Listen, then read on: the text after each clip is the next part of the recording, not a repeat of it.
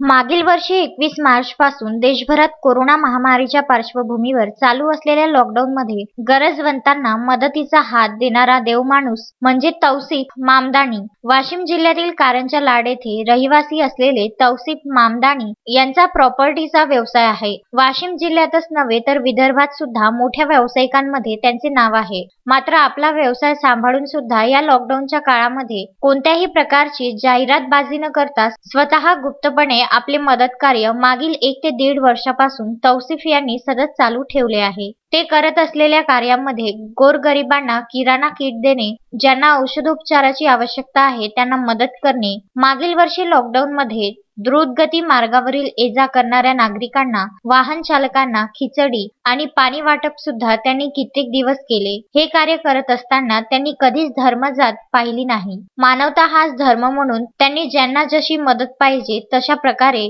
ते गरजूंची मदत करत आले आहे। सध्याच त्यांनी कारंजा उपजिल्हा रुग्णालयातील कोविड सेंटरमध्ये रुग्णांना पिण्याच्या पाण्यासाठी ॲक्वागार्ड आणि वॉटर कूलर लावून रुग्णांना पिण्यासाठी थंड पाण्याची व्यवस्था केली। तसेच कोविड सेंटरला उच्च प्रतीचे 9 ऑक्सिमीटर त्यांनी 19 मे रोजी भेट दिले। त्यांना त्यांच्या या मदत कार्याबद्दल विचारले असता त्यांनी हे कार्य मी आपल्या आई वडिलांच्या मार्गदर्शनाखाली करत आलो आहे। या कार्यामुळे कोणत्याही समाजाच्या व्यक्तीपर्यंत माझी मदत पोहोचली पाहिजे एवढेच माझे ध्येय आहे, असे त्यांनी बोलताना सांगितले।